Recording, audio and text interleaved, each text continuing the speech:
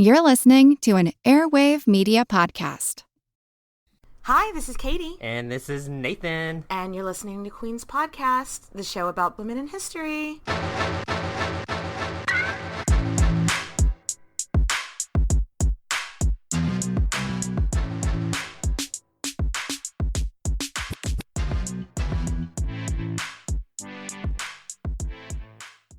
Hello, Nathan. Katie. This is our first episode of 2026. Yay! May 2026 not be the dumpster fire of 2025. But you know what? We've got a kind of sad one that we're starting 2026 off with. But a couple of months ago, the new Frankenstein came out. And it's up for like all these awards at the Golden Globes, and the Goth Girl era is just really having a resurgence. So we couldn't not in 2026 talk about the queen, the mother of the genre. Nathan, who are we talking about today? The one, the only, Mary Shelley, of course. Author, OG Goth Girl, and like Katie said, it's like Doc Martens and short black plaid skirts kind of era right now. We are living in it. She's the mother of modern day science fiction. Yes. So Nathan, like I said, she's the author of Frankenstein. So tell us about this Frankenstein cocktail. We are drinking the Hideous Progeny, and it is 3 to 4 ounces of Sprite. I used the zero sugar because my family has lots of diabetes in it. Well, I did that with an ounce of vodka, 3/4 of an ounce of apple pucker, and then I did a little sugar rim, but I put some like green food dye in it and then moved that around and then topped it off with some sour gummy worms. And OMG, it is so good. It's likely going to be my next drink for Halloween. Yeah.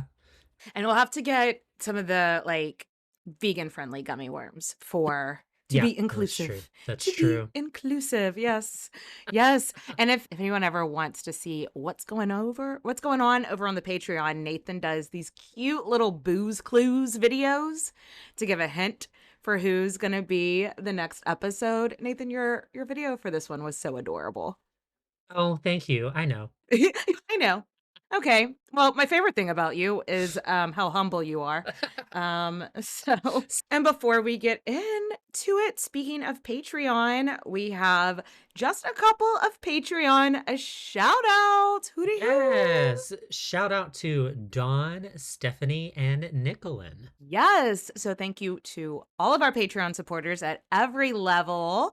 And thank you to anyone that listens to us or follows us on any of our socials or subscribes to the newsletter. We love all y'all spooky kooky bitches, you big nerds. Yes, queen. All right, let's get into it. Mary Shelley, let's bring her into this world. Mary Wollstonecraft Godwin was born August 30th, 1797 in London, England. And we always do this. We're just going to call her Mary Shelley throughout the entire episode, just because it's what she's known as historically, and it's just easier than switching names halfway through the episode. Yeah. But she was born as Mary Wollstonecraft Godwin, August 30th, 1797 in London, England. And guess what, you spooky bitches? We have her full birth chart. Yes, we do. Let's just look at the big 3 to make it short and brief and to the point. Okay, let's do it. She's a Virgo sun, Sagittarius moon, and Cancer rising. So put that in a blender, mix it all up, and what you've got is someone who felt everything. They thought deeply, and they asked really dangerous questions, which is exactly how you end up inventing an entire genre at 18. Yeah. We'll get into that later. Before we can even talk about Mary Shelley, we need to talk about her parents, and most specifically, her mother. So her mom Mary Wollstonecraft. I'm actually surprised we've never done an episode on her before, Mhm. because her mom is often considered the founder of modern day Western feminism. NBD, No just big deal. just casually founding a whole modern day movement. Yeah, no biggie. So yeah, we could easily spend a whole hour on Wollstonecraft herself. Like I said, I'm surprised we haven't. So we're going to have to keep this brief. But what you need to know is that Mama was not afraid of controversy. Actually, that's just going to be a reoccurring theme of everybody in this whole fucking episode. No one in this whole goddamn story, everybody loves controversy. Yep. In this fucking story. This is just a big group of people wanting to push the envelope, actually. But Mama's most famous work is called A Vindication of the Rights of Woman. And it argues that a woman is naturally no less intelligent than a man. Her. And it seems that the only reason that they appear that way is because up until this point, no one's bothered to educate them. He said it a little more eloquently, but yeah, people. Yes, that was the point. Yeah, they hated it whenever she said that. Yeah, it was super controversial for the time. So that's Mom. Now let's meet her dad, William Godwin, because he's not exactly like the sit down, be quiet, be humble kind of type of guy either. Nope. William Godwin was also a famous writer, a political philosopher writing sort of thing about the revolution in the 1790s, right after the American and French Revolution. So, yeah, hot topic at the time. And to just call back to an old episode of ours, A Lampe de Gouges, I don't know that I couldn't find that they would have like known each other in person, but they would have definitely been aware of each other. They would have ran in the same circles, like, or at least the same writing circles, writing about revolutions. So Mary was born into a household of huge ideas, big personalities, big feelings, strong opinions, and zero interest in social norms. But then tragedy happens. Only 11 days after Mary Shelley's birth, her mom dies from what is then called childbed fever. And guys, boil it down. It's an infection caused by poor medical hygiene that today is almost entirely preventable. Hey, wash your hands. You heard it here on Queen's podcast. Doctors, wash your hands. You know what? Medical professionals, Katie and Nathan, are telling you to wash your hands. So sadly, Mary's mother is gone, but not forgotten. Tell me, would you say that her mother plays a major part in her life despite being dead? Oh boy, howdy. Freud. This is some Freudian shit before Freudian shit was even a thing. Let me tell you. Oh, here we are. William Godwin, single father. Oh, and mom had a daughter named Fanny, who's like 3 years old from a previous relationship. No, Fanny is from a previous relationship, not a previous marriage. Mary Wollstonecraft's sisters came to the funeral expecting to leave with their nieces because Godwin is an author. Revolutionary authors were usually, it's a given that they're alcoholics and broke. They were just expecting him to be like, please take your nieces off my hands. The sisters show up like, okay, we'll take the girls with us. And he was like, you're not taking my daughters. He called both of them his daughters, even though one of them genetically wasn't. Yes, to his credit, he wants to keep them, and he does, and he raises them. So to his credit, that is nice. But this is important. Godwin parents like a philosopher. He is not a hugs and kisses kind of guy, okay? No. He loves his daughters, including Fanny, but in his house, it's all about that logic greater than emotion, and it probably showed up as an equation in his head. Dad, here's a book explaining why that might be irrational. Yeah. Could you imagine trying to do that with like a 5-year-old? Okay, here's a book on why you are acting irrationally right now. It's like, ouch. Okay. Yeah. Oh, and also these girls are raised to believe basically that their mother was a goddess. Your mother was the smartest woman in the world. So, like, if you want to know her, read her books. And I've got them. So that's great. What I'm hearing is that Mary was told from a very young age that she killed the most incredible, smartest woman in the world. Yep. That shouldn't cause any Freudian issues. None Nope. at Should be all. fine. Should be fine. Hey! So dad means well, but things get a little mentally dicey in the Godwin household. But he's a famous author, so like he's rich, right? I mean, not really. Revolutionary writing does not pay well. Godwin is famous, but not wealthy. It's a very unstable paycheck to paycheck kind of life, which makes the next decision rough. Yeah. The year after Mary Wollstonecraft's death, William Godwin publishes her memoir. Now, most people today believe that he did this like genuinely from a place of love. Like, I loved this woman so much. I want to share the inner workings of her mind with the world so the world will love her like I did. I mean, Nathan, if you died tomorrow, I might want people to know you better because I think you're so special, kind of thing. My goodness. I feel so special. But unfortunately. Yeah, the public learns things that they were not prepared for. Her relationships, her mental health struggles, her suicide attempts, and this rocked Regency England. And instead of honoring her legacy, the book destroys it for generations and absolutely did nothing for the family's finances. So after a few years of grief, debt, and just chaos, Godwin does something pragmatic. He remarries, not for love, but because he needs help running this fucking household, you know? Yeah. So enter Mary Jane Clairmont. Now, let's look at this as an adult. She's a widow. She knows how to run a household. She has kids, so she already knows how to raise them. She has a little bit of money, so dad is thrilled. He's looking at Mary Jane Clairmont like she hung the moon. Now, let's switch perspectives, because that was looking at it like a pragmatic adult. Let's look at it like you are a 5-year-old little girl. Who is this evil stepmother that just came into the picture? This woman comes in, she takes dad's attention. She's telling you what to do, what to wear, when to eat, when to sleep, and she is not your mother. Your mother was the smartest woman in the world. Your mother is a goddess.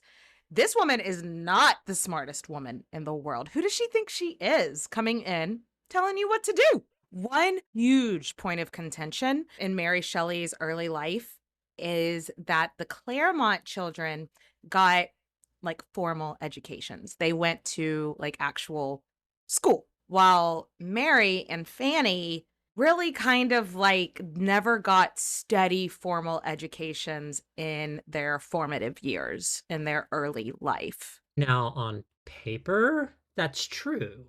However, the ghost of Mary Shelley, if you're listening, we are not defending your wicked stepmother. We swear. Nope, we hate her. We hate her. We swear. Hate her too. But there are a few possibilities on the explanations. Right. So first of all, like we said, they're broke. It's possible that Mary Jane Clairmont entered this marriage and she already just had money set aside for her kids' education.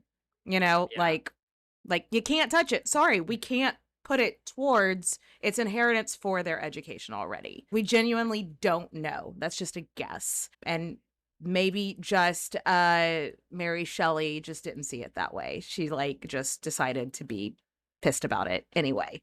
Yeah. Second, Mary's dad was like that. Godwin. Yeah, he was just kind of... Yeah, he sometimes insisted he would homeschool his children using his massive personal library. And by homeschool, he mostly meant good luck, figure it out, read the book. Just like, what do y'all want to learn about today? Oh yeah, I got a book on that. Go find it, was his version of homeschool.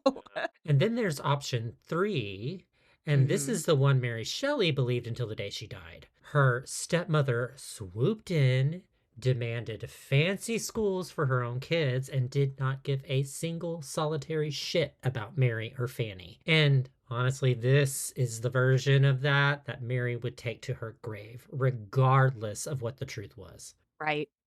Now, that being said, Mary may not have had a consistently great formal education, but this girl was educated. Don't get it wrong. She was smart, she was clever, and she loved to read. I mean, she leaned into her dad's methods of teaching. What do you want to learn today? Okay, go grab a book and go learn it. And she did on just about every subject, math, history, whatever. She was into it. Yeah.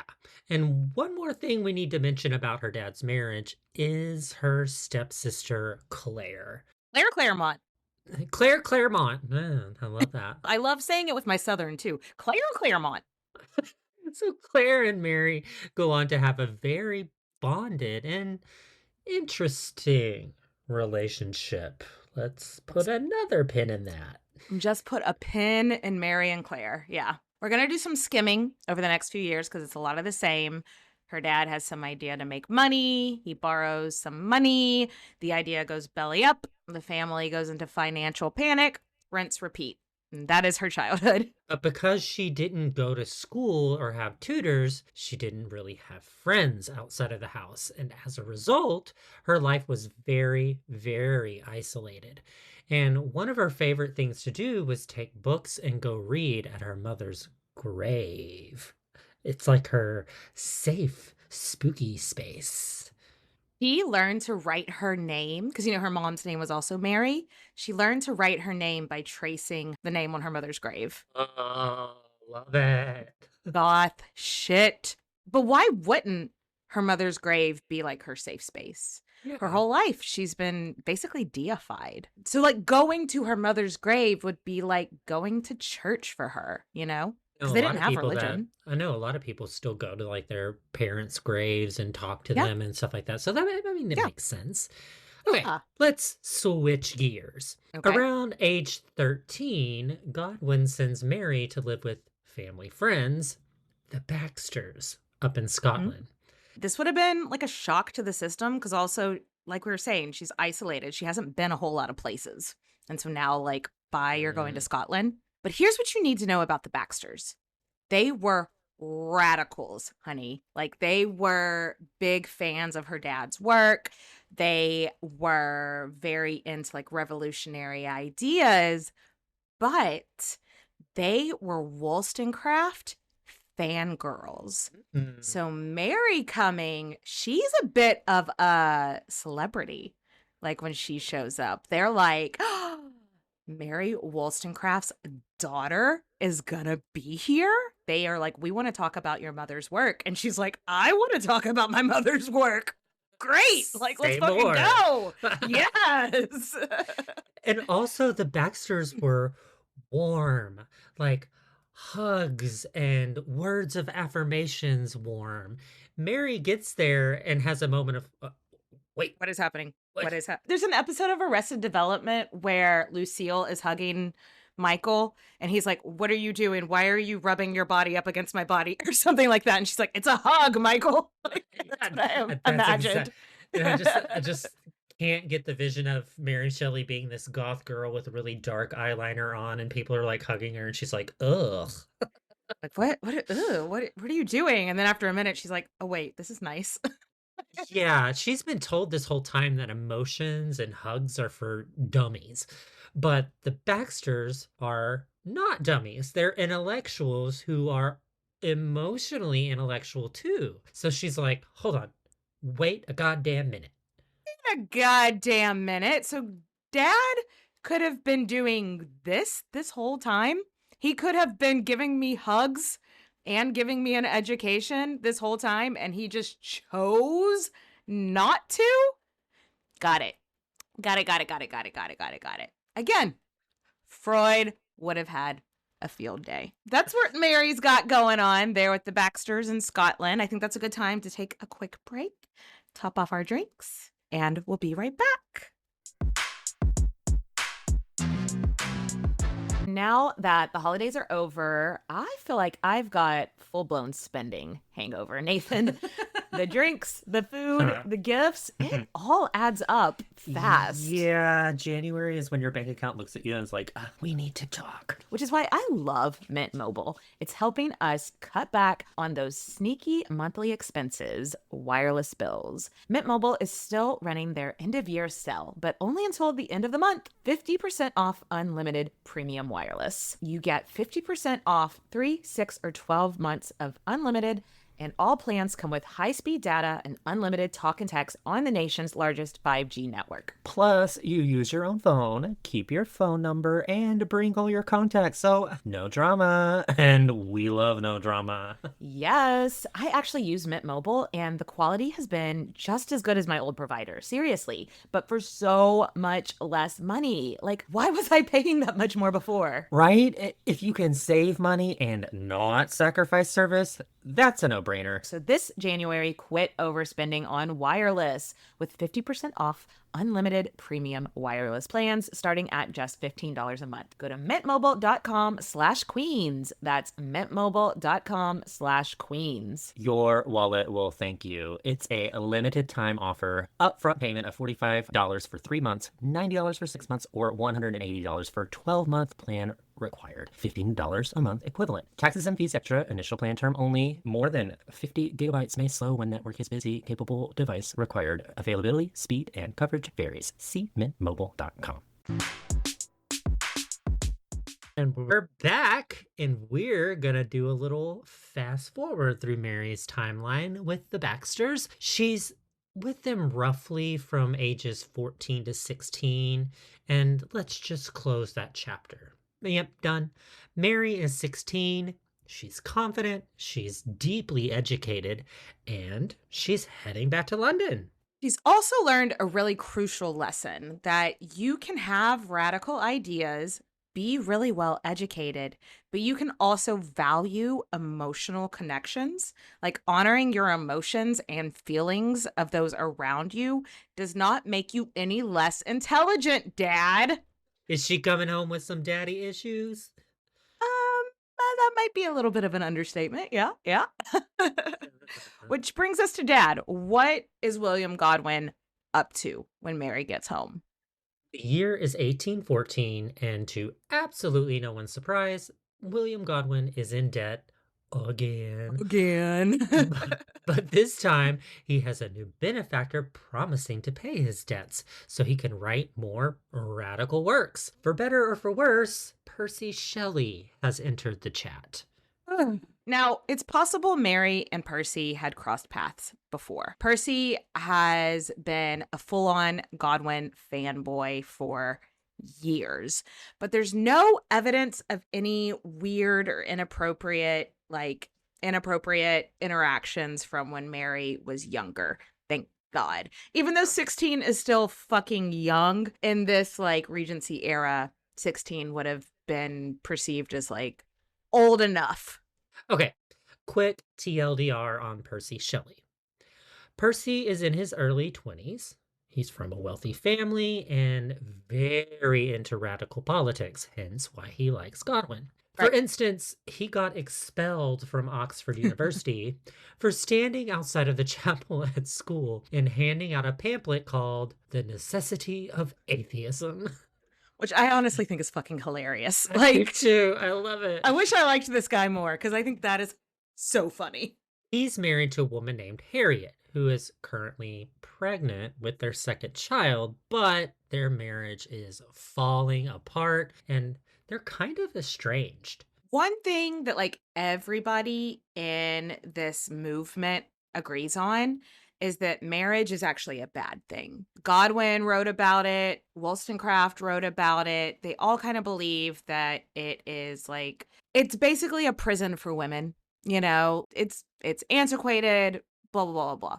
Percy married Harriet to like save her from a bad family situation or something is what he says. Yeah, it's this whole thing. So his views on marriage are complicated, but also very convenient for the situation we're about to stumble into, is what I'm saying.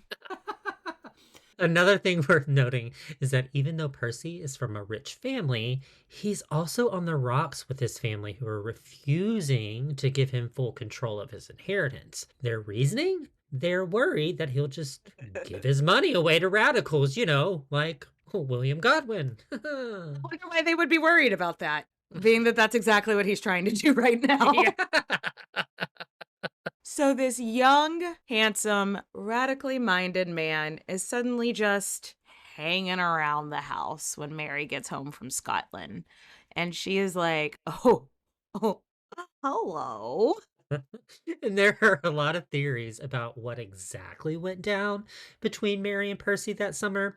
But here's what you and what we need to know is Mary's attraction, it's not just physical, it's intellectual. And as many faults as we'll find out that Percy has, he always encouraged Mary in her writing, her thinking, her ambition, and he always made her feel seen. But this man is married with his second baby on the way, right? Yep. And like we've already Okay. said, it's super important to remember that both of Mary's parents famously wrote about marriage as a form of oppression. So Mary doesn't exactly revere the institution the way society expects. So now we gotta talk about the graveyard scene. Oh, how can you talk about Mary Shelley without talking about the graveyard scene? You gotta talk about the graveyard scene. As Mary falls in love, obviously, she brings Percy to her mother's grave. Like, let's go meet the mom. You gotta go meet my mom. And it's her sacred space. It's her emotional home base. And according to multiple accounts, it is this place where they first did the deed. Ooh, bumping butts. Bumping butts on a mom's grave. And like, even though Mary Shelley has never herself, she never wrote about it. When asked about it later in life, she never denied it. Yeah, can't confirm nor deny. And it's like, okay, you did it. You did it then. That's right. Mary Shelley famously lost her virginity on her mother's grave. I was talking to a friend the other day just about Mary Shelley and everything. And when I was talking about this, she was like, how she famously lost her virginity on her mother's grave. And I was like, I am so happy that when people speak about me, there's never going to be something like famously about when she lost her virginity. Like no one famously, there's no famous story about that. Thank God. We should start a rumor. Oh. So the lovebirds are on the loose and they are heading to Europe. And also they brought Mary's stepsister Claire with them for reason. Yeah, there's a lot of speculation about why Claire Claremont came on this trip. Some historians think she had feelings for Percy. Others think Percy may have been flirting with both girls. I've also read it was just because she was the only one that spoke French. Percy went to Oxford. He didn't speak any French. I don't know. He should have been able to. Mary Shelley had all that library. She didn't speak any fucking French. Like, she had all that library. She didn't have like a translation book. They didn't have Duolingo. But anyway. So now there's no solid evidence he was sleeping with both girls, but a lot of people assume he was. And even if he wasn't, he probably wanted everyone to think he was. Yeah, but what is clear is that Mary later deeply resented how close and affectionate Percy and Claire were. And Mary's a teenage girl in an already unstable situation, so yeah, she hates that Claire is here. Come on. So now we've got these two teenage girls and Percy Shelley, the Chaos Goblin, heading across Europe. And the plan is Switzerland, because for some reason they're thinking it's going to be like this free love haven. And like, it's just going to be all of these free thinkers and this lifestyle that's just going to see them and welcome them with open arms based on what Unclear. But that's the thinking of the two teenage girls and the fuckboy on their road trip to nowhere. And fun side note, to get to Switzerland, they have to go through France, which is not great timing. Have you ever heard of the thing called the Napoleonic Wars?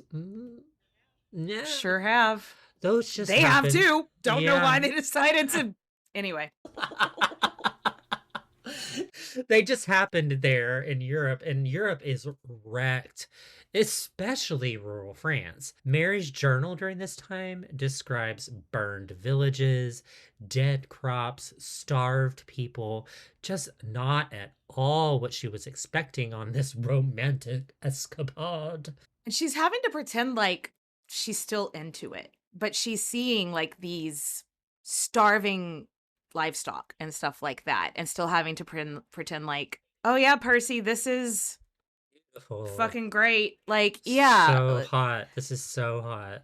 And they have no money. And so it's not like this luxury vacation. They are traveling by donkey.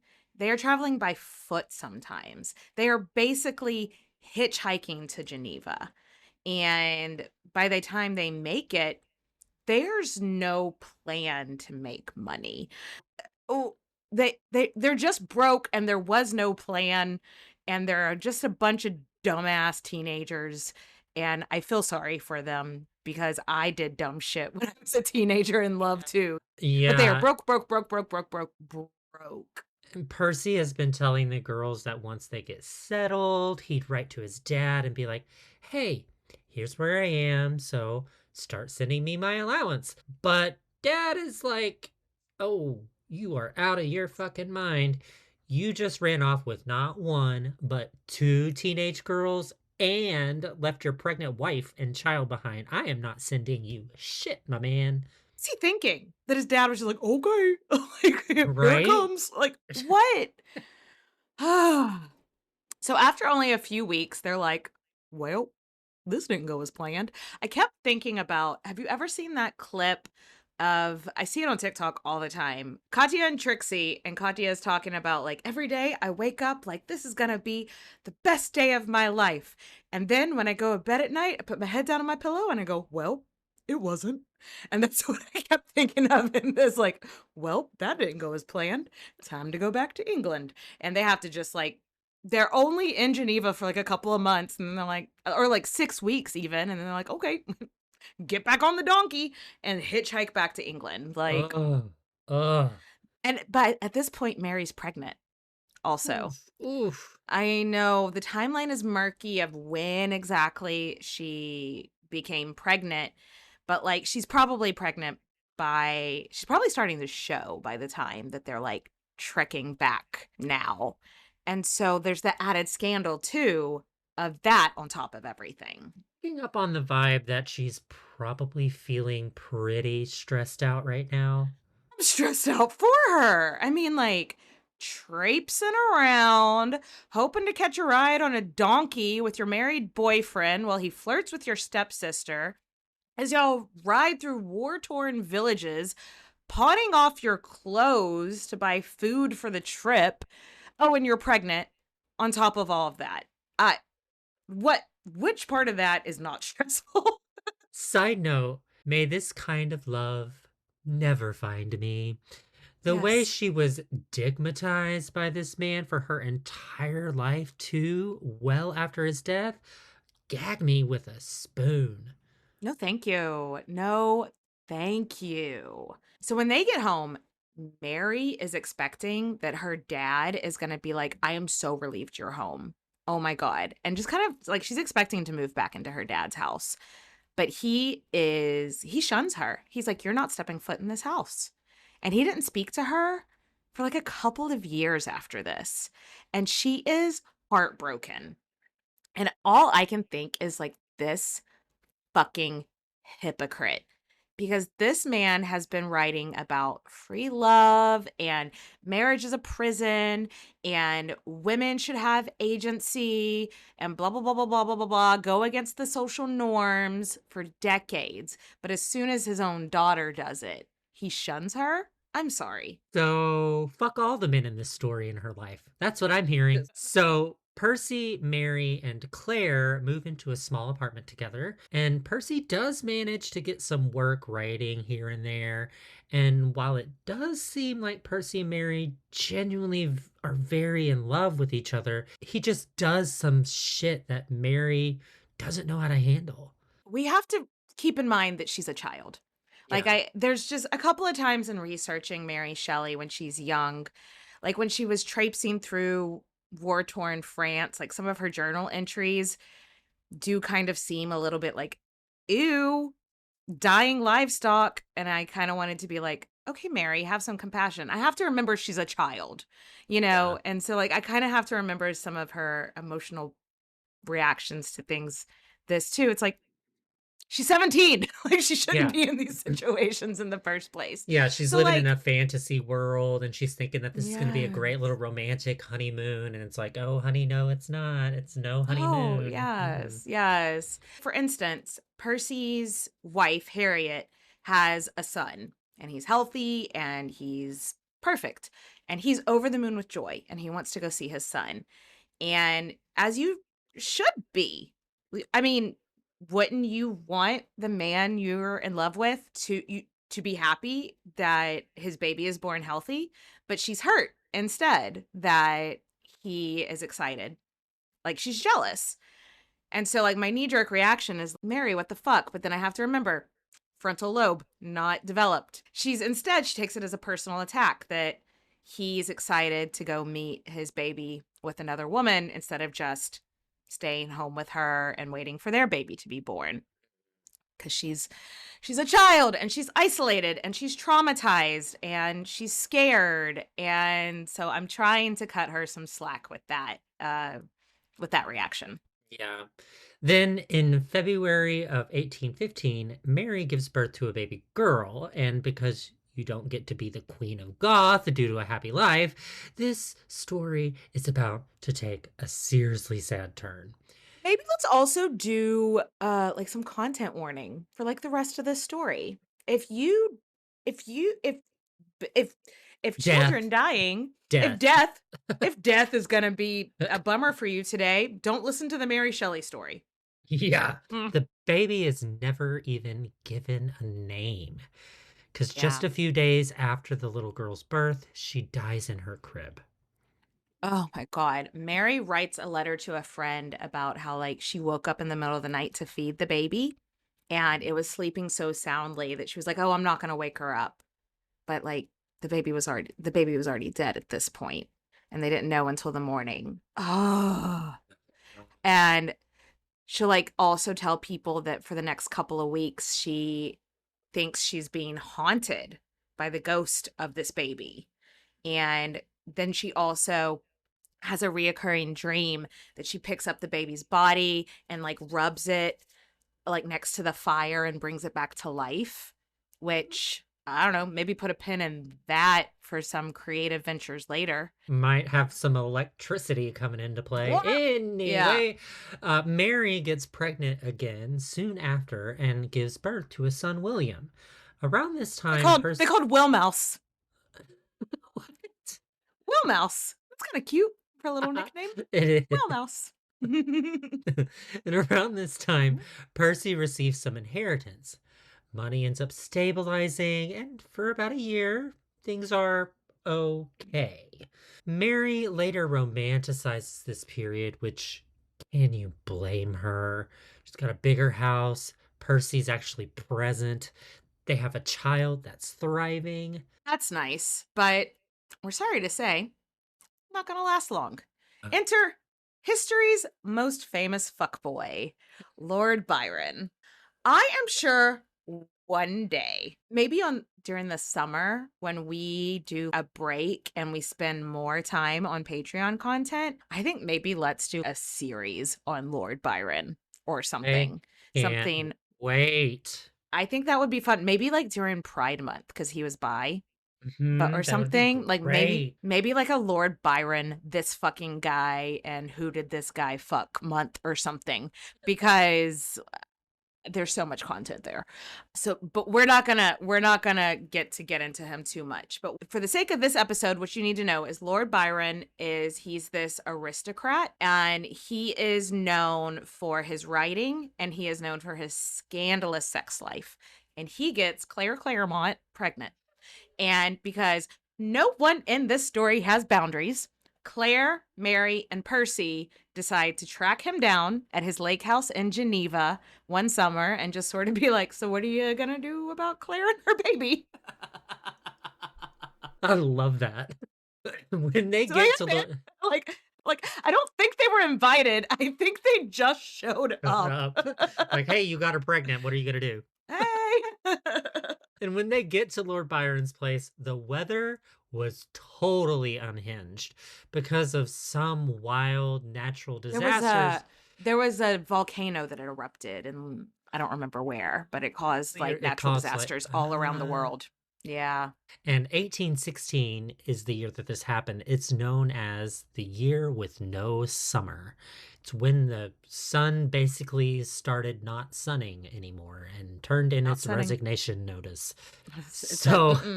Not this year. Sorry, guys.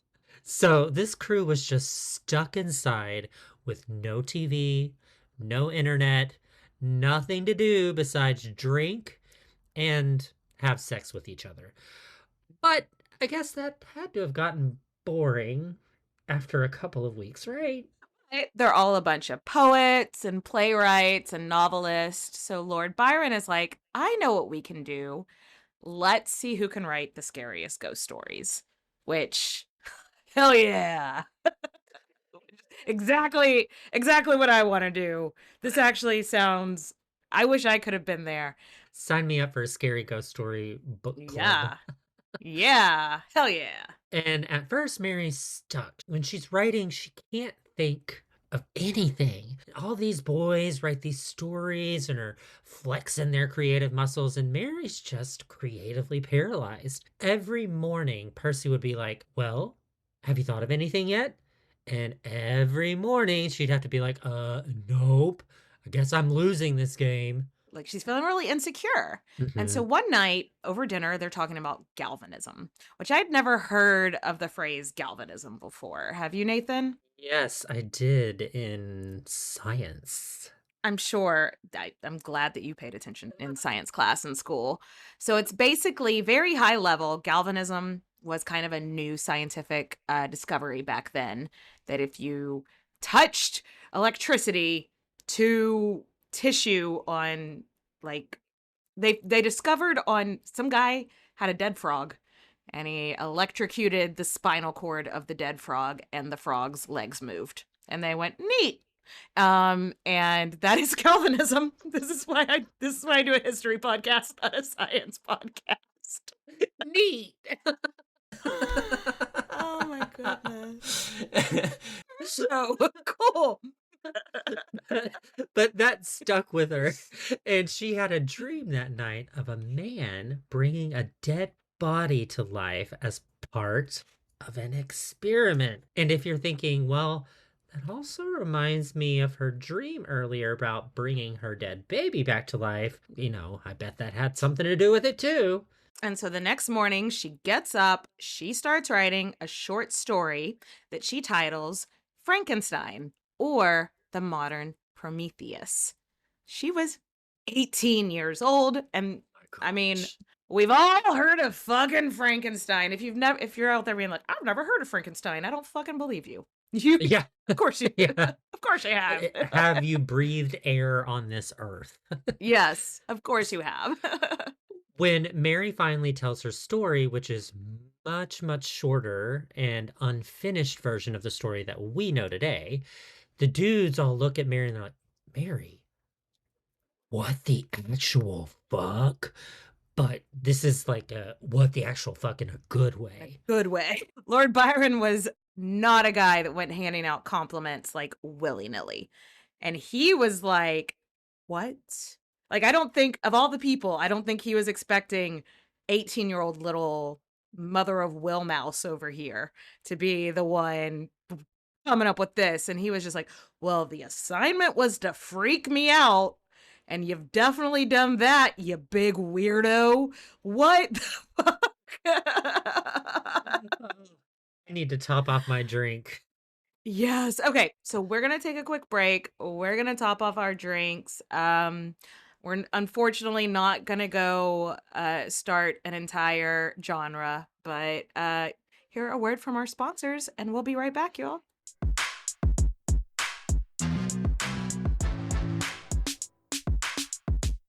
All right, we're back. And Girls. after this trip, they went back home, and to his credit, Percy Shelley was so energized. He's like, babe, you don't have to. You need to write this. This shit is genius. There's so much to say about humanity in this, and also it's a little creepy as hell, and that's what's gonna make it a huge hit. And dear reader, he was absolutely right, as you're well aware. Listening to Queen's podcast, like chronologically, we're in the same era as like the Madame Blavatsky stuff. So this is still like the Romanticism era. So like this is this weird fucking shit with like the seances and the Gothic era is still very much in vogue. And right now, things like bringing a dead person back to life or whatever kind of sounds like a trope. It's a trope, but this is where it started. Like this was such a fresh, new idea, When you said it was in vogue, I thought, come on, Vogue, let your dead body move to the music. Vogue. Yes. Anyway. Anyway, Mary published the finished version of Frankenstein anonymously in 1818. We could go into why she did it anonymously. Basically, just women really didn't publish under their own names back then. We saw that when we talked about Georgiana Cavendish, which was the same time period. She didn't publish under her own name.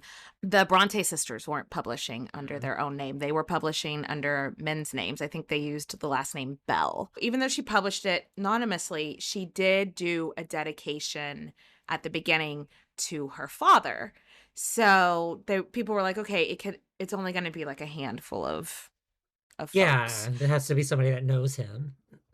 And so people assumed it was Percy Shelley that wrote this. Annoying, but whatever. She had to have figured that was going to happen, right? Yeah. Come on. Either way, though, the book sells. It's controversial. People are arguing. It's weird. It's calling out the fragility of the male ego. And it's flying off the shelves in ways her dad's work and her husband's work were never able to do.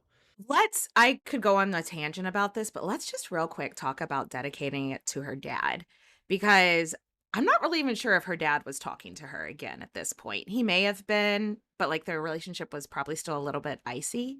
Let's talk about, because it seems nice. Like, oh, she's dedicated to her father. That's beautiful. It's a book about a man that is nothing but ego, creates something he doesn't understand just because he can, and then abandons it. I mean, not so sweet now, is it? Yeah. Hello, Freud. Anyway. So true. Okay, but did the book make her rich, at least? Annoyingly, no, which is insane to think about because of how it was so popular even in her lifetime. How the publishing industry worked back then is that you sold the manuscript to the publishing company for like a one-time fee. You didn't get royalties. So since the book was published anonymously, it's not like then the publishing company was then coming and knocking on her door being like, okay, another manuscript, please, and then we'll pay you more for the next one. Do you know what I mean? That makes sense. But she does republish it under her own name again later in life, and it makes her a little more money then, but never really rich, though, which is insane to think about because in her lifetime, they were already doing stage versions of this story. It was a huge cultural phenomenon while she was living. It makes her very famous, but never very wealthy. Right. We need to shift gears again. And I'm sorry to say that everything in the rest of this story is super, super sad. Lots of trigger warnings. Sorry. Remember half-sister Fanny? Life was brutal for children born outside marriage, and Fanny struggled constantly. She had finally landed a job as a teacher, but then when her sister ran off with a married man, the school rescinded her offer. And sadly, Fanny died by suicide. We are hugely oversimplifying and shortening this story for time's sake because, there's no way that Mary didn't in some ways feel responsible for this, which is so unfair. He sent Mary like a letter or something that really freaked Mary out. And so like Percy Shelley went searching for Fanny because they had a feeling she was going to do something like this, and they just didn't find her in time, which is really sad.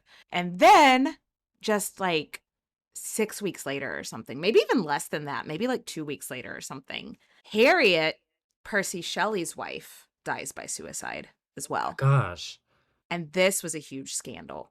And if you think people looked at Mary Shelley sideways when her sister died by suicide, what do you think? How do you think people were treating her when her partner's wife did? Like society, they weren't saying it out loud, but they were saying behind closed doors that it was her fault. They really didn't do themselves any favors in the court of public opinion either, because Mary and Percy Shelley were married 20 days after Harriet's death. Now, Yeah. what I think is that Mary just saw what being an illegitimate child does to your life through her sister Fanny, and Mary is pregnant again when Harriet dies. So I think this was much more about, hey, let's make sure that this baby never has to deal with that. But that's not how it looked to the public. The public was like, oh, that was fast. That, like, it looked tacky. Yeah. Not long after the wedding, Mary gives birth to a little girl that they named Clara, who was happy and healthy. So, yay. And while this should have been a really happy time for them, the Shelleys' reputations were garbage, trashed. And, like, in England, it was so bad for every aspect of their life. Like, they couldn't rent a house. It was like this whole ordeal. Everything was just so bad. They were just viewed as garbage people. Trashy, trashy, trashy. But Percy Shelley had a very romanticized vision of Italy in his head, kind of like he did with Switzerland earlier on in this story. He's thinking weather's warm, the food is good, it's a hot spot for creativity and art and free thinkers. Why not? But was Mary into this Italy idea? We don't know, but like a lot of people think probably not. Like she's got these two young kids. Like one of them's a newborn, and she knows firsthand how hard traveling is. But what's she supposed to say? She's just married this guy, and we've talked kind of ad nauseum about how if you're the woman in a marriage, you kind of don't have a say. If the husband's like, hey, we're moving to Italy, he can just take the kids and you got to go to Italy. So Yeah. she actually has to do whatever he fucking says at this point. So I guess she's going to Italy if he says they're going to Italy, you know? Right. It seems like to Percy, Italy is this oasis of creativity, but to Mary, it's just an exile with better weather. Yeah, cool. And then once in Italy, her worst nightmare happens. In September, Clara dies. And then in June, William dies. And Mary is fucking ruined. She isolates herself. She's depressed, and then she's pregnant again. So she's like dealing with all of that. And then she's got like the hormones. And it's probably just making her think about the babies she just lost. Right. And guys, Mary is only 22 years old and she has now buried 3 children. Oh my God. She has one more baby, a son they name Percy. And he is born in 1819. And I'm happy to say that this child lives to adulthood. Ah! But Mary is never the same after the death of those 2 kids, like bam, bam. She's always a little depressed for the rest of her life. And it seems like Percy Shelley really kind of struggles with this version of her. I don't want to say he falls out of love with her, but their relationship just isn't quite the same. And yeah, it's just a huge shift in the dynamics in their relationship, which is like, this fucking guy. Let's fast forward a couple years. And one day, Percy and a friend of theirs decides to go out on their boat, despite being warned of bad weather about to roll in. Percy couldn't swim. Yeah, oh, If you can't gosh. swim and someone's like, bad weather, don't go out in a boat. Yeah, okay. Listeners, y'all are smart. You can probably see where this is about to go. Bad weather rolled in. The boat was lost at sea. Oh, not good. Percy Shelley died the way he lived, pursuing freedom without fully accounting for risk, and Mary Shelley is left to survive with the consequences. Obviously, our girl is devastated, but she has a son to raise, so she goes back to England, but not before doing something super duper goth, of course. So Percy was cremated, but for gross scientific reasons, part of his heart did not burn.